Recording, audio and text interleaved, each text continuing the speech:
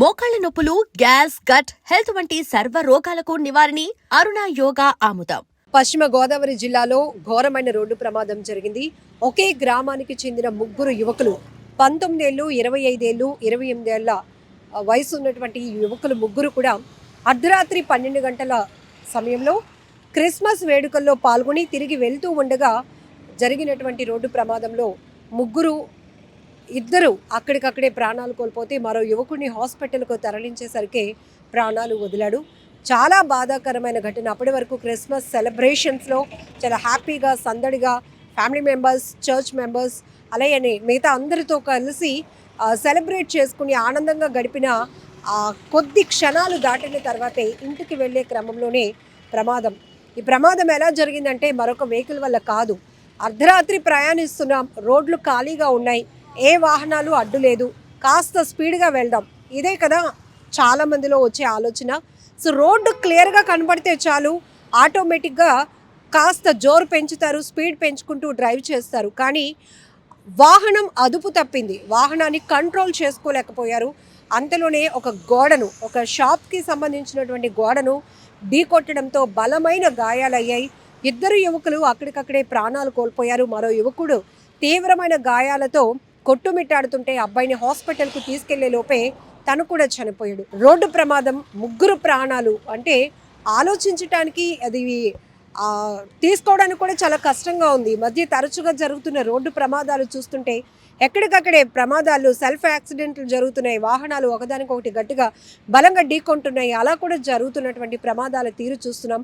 ఇక్కడ ముగ్గురు యువకుల పేరు కొల్లు సత్యనారాయణ 28 ఇయర్స్, ఏలేటి అంజిబాబు 25 ఇయర్స్, ఏలేటి రాజు 19 ఇయర్స్. పశ్చిమ గోదావరి జిల్లా పెనుమంట్ర మండలంలోని పాలమూరు గ్రామానికి చెందినటువంటి ఈ ముగ్గురు యువకులు రోడ్డు ప్రమాదంలో ప్రాణాలు కోల్పోయారని తెలియగానే ఆ గ్రామంలో తీవ్ర విషాద ఛాయలు అలముకున్నాయి.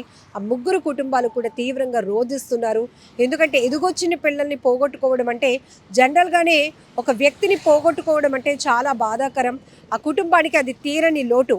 అలాంటిది ఒక రోడ్డు ప్రమాదంలో ముగ్గురు అంటే 3 కుటుంబాలు తమ వారిని కోల్పోయాయి.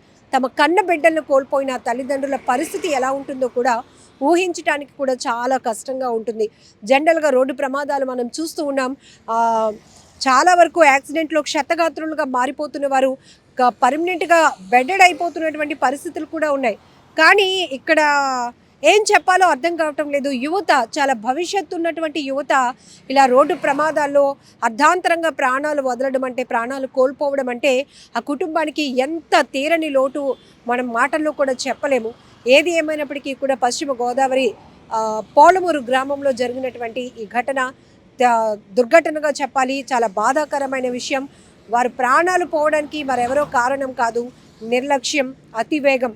చాలాసార్లు చెప్తున్నాం, పదే పదే పోలీసులు, మీడియా ప్రమాదాలు జరుగుతున్న తీరు కూడా మేము చాలా వివరంగా ఎందుకు చెప్తున్నామంటే, చిన్న నెగ్లిజెన్సీయే కానీ పెద్ద ప్రమాదానికి కారణమవుతోంది, ప్రాణాలు తీసేస్తోంది. ఖాళీగా రోడ్లు కనబడుతున్నాయని కాస్త జోరు పెంచితే అది మన ప్రాణానికే ముప్పు. సో స్పీడ్ అనేది థ్రిల్గానే అనిపిస్తుంది, కానీ అది మన జీవితాన్ని ఇక్కడ లేకుండా చేస్తోంది అంటే వినడానికి లైన్ కొటేషన్ చిన్నదిగా అనిపించవచ్చు. కానీ ఇప్పుడు వాళ్ళని కోల్పోయిన కుటుంబ సభ్యులకి అది ఎంతటి లోటో చూడండి. ఎదుగొచ్చిన పిల్లలు, వాళ్ళని ఇప్పటి వరకు బాగా చదివించి వాళ్ళు సెటిల్ అయితే మంచిగా మమ్మల్ని చూసుకోగలుగుతారు అని ఒక ధైర్యాన్ని కోల్పోయిన తల్లిదండ్రుల కన్నీళ్ళ గురించి వాళ్ళకి ఎవరు ఆన్సర్ చెప్తారో కూడా తెలియదు. ఒక రకంగా చెప్పాలంటే అటు తల్లిదండ్రులు కూడా పిల్లల్ని కంట్రోల్లో పెట్టాల్సిన అవసరం ఉంది. ఎక్కడికైనా వెళ్తున్నారంటే అర్ధరాత్రి ప్రయాణాలేంటి, అర్ధరాత్రి పొడి ఒక పండుగ సెలబ్రేషన్కి వెళ్ళే వాళ్ళు ఎంత నిదానంగా వెళ్ళి రావాలి. వాళ్ళ భవిష్యత్తు పైన, వాళ్ళ ప్రాణాల పైన ముందు వాళ్ళకి వ్యక్తిగతమైన శ్రద్ధ ఉండాలి కదా. ఇది ఏ ఒక్కరినో ఆపాదించి చెప్తుంది కాదు. ప్రతి ఒక్కరు కూడా సెల్ఫ్ కంట్రోల్ అనేది చాలా ఇంపార్టెంట్. సో అంత దూరంలో పోలీసులు ఉంటే హెల్మెట్ పెట్టుకోవడం, పోలీసులు లేకపోతే వెంటనే తీసేయటం, పోలీసుల కోసం కాదు కదా, మన ప్రాణ రక్షణ కోసం పెట్టుకోమని వాళ్ళు పదే పదే చెప్తారు. 10 సార్లు చెప్పినా వినట్లేదు కాబట్టి ఒక ఫైన్తో మనల్ని హెచ్చరించే ప్రయత్నం చేస్తుంటారు.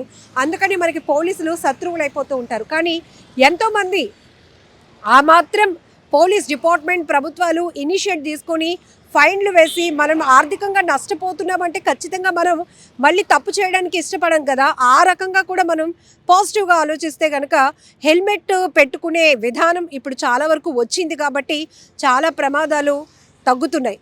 ఇప్పటికీ కొన్ని స్వచ్ఛంద సంస్థలు వాలంటీర్గా రిటైర్డ్ ఆఫీసర్స్ వీళ్ళందరూ కూడా ప్రాణాలు కాపాడుకోవాలంటే హెల్మెట్ పెట్టుకోవాలి అని కూడా చెప్తూ ఉంటారు. ఇక్కడ చూడండి, ఒక ప్రమాదంలో అది కూడా వాళ్ళు వేగంగా వెళ్ళి ఒక గోడను బలంగా ఢీకొట్టడం వల్ల 3 యువకులు ప్రాణాలు కోల్పోయారు.